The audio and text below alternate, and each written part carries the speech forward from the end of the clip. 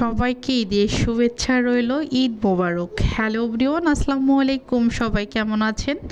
আলহামদুলিল্লাহ, আমরাও ভালো আছি। সবাইকে ঈদের শুভেচ্ছা রইল। তো ঈদ কিন্তু হয়ে গেছে, বেশ কয়েকদিন হয়। তো আমি অনেক লেট করেই সবার সঙ্গে ঈদের ভিডিওটা শেয়ার করতেছি। তো যাই হোক, ঈদের সকাল মানেই কিন্তু আমাদের বিভিন্ন রকম রান্নাবান্নায় ব্যস্ত হওয়া হাউসওয়াইফদের। তো ছোটোবেলার ঈদগুলো কিন্তু অন্যরকম ছিল। ছোটোবেলায় তো সবার আগে ঘুম থেকে উঠে একদমই সেজে গুজে বন্ধু বান্ধবদের বাড়ি ঘুরতাম, যে কে কেমন জামা পরলো, কে কী করতেছে। আর এখন সকালবেলা ঘুম থেকে উঠে একদমই হাঁড়ি পাতিল নিয়ে বের হতে হয় যে কী রান্না করব, কিভাবে রান্না করব।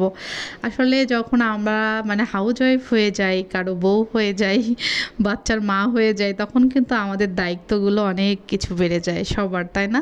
তারপরেও আমাদের দুঃখ কিন্তু কেউ বুঝবে না। তো যাই হোক, ঈদের সকালে রান্নাবান্না করতেছি। তো এখানে আমি 3 রকম সেমাই রান্না করব। তো ঈদ মানে তো খুশি। আসলে রান্না করতেও ভালো লাগতেছে, রান্না করে খাওয়াতেও কিন্তু ভালো লাগে, বিশেষ করে আমার কাছে। তো যাই হোক, ভালো কিছু রান্না করতে ভালো লাগে, একদমই বাজে কিছু রান্না করতে ভালো লাগে না। তো আমি আজকে 3 রকম সেমাই রান্না করেছি। আর এদিকে এই যে তেল পিঠাটা কিন্তু থাকবে, কারণ পিঠা যদিও ইদানিং আমি অনেক দিন পরে পরে বানাই, কারণ মিষ্টি খাবারগুলো একটু কম খাওয়ার চেষ্টা করি। তারপরও তো থাকে, মাসে 2-4 দিন থাকে। তো যাই হোক, এখানে আমি 3 রকম সেমাই বানাইছি। এখানে নবাবী সেমাই, তারপরে লম্বা সেমাইটা জাস্ট একটু মাখা মাখাটাই, এটাই আমার স্পেশাল সাদা সেমাইটা। একদমই দোকানদারের অনুরোধে নিয়েছি যে এটা অনেক ভালো, অনেক মজাদার। তো ভাবলাম যে এটা একটু আলাদাভাবে রান্না করি। তো 3 রকম সেমাই, নবাবী সেমাই, এই যে জর্দা সেমাইয়ের মতোই রান্না করেছি, বাট ওই রকম বেশি জর্দাটা ঝরঝরে আমার কাছে ভালো লাগে না। যেহেতু নবাবী সেমাই রান্না করেছি, এই জন্য ওটাও বেশি এত ঝরঝরে রাখিনি। তো যাই হোক, সকালের নাস্তা খাওয়া হয়েছে। হওয়ার পরে এদিকে আমি রান্নাবান্না উঠিয়ে দিচ্ছি। যেহেতু প্ল্যান করেছি যে একটু সবাই সহ বাইরে যাব ঘুরতে, বিকেল টাইমে। তো এখানে গরুর মাংস হচ্ছে প্রায় এখানে 1.5 কেজিতে বেশি হয়েছে।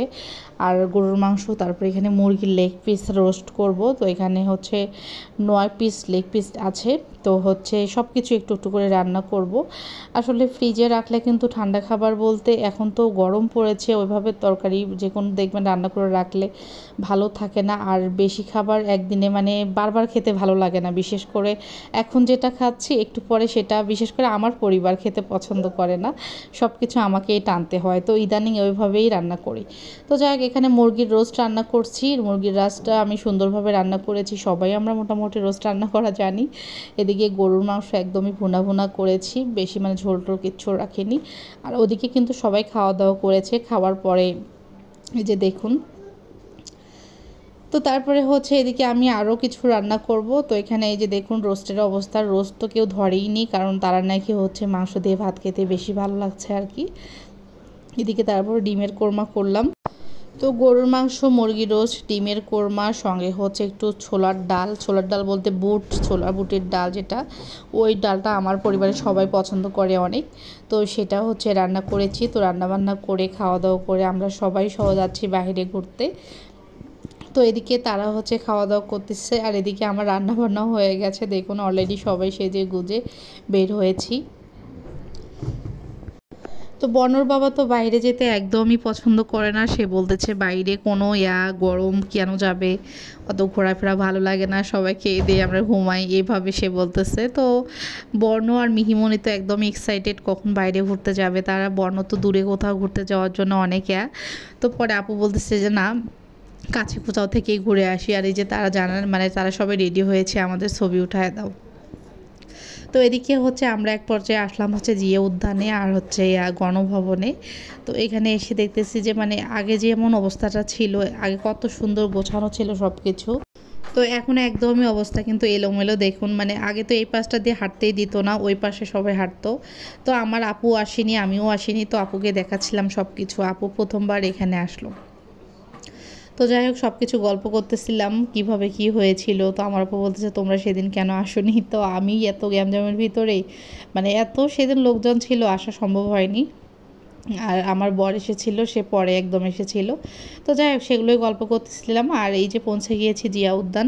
তো এখানে এসে আমার ছোটো পুত্র একদমই ঘুমিয়ে গেছে। আসলে যাদের ছোট বাচ্চা আছে তারাই এইটা ফেস করে, কারণ বাচ্চারা বাইরে গেলে ঘুমিয়ে যায়।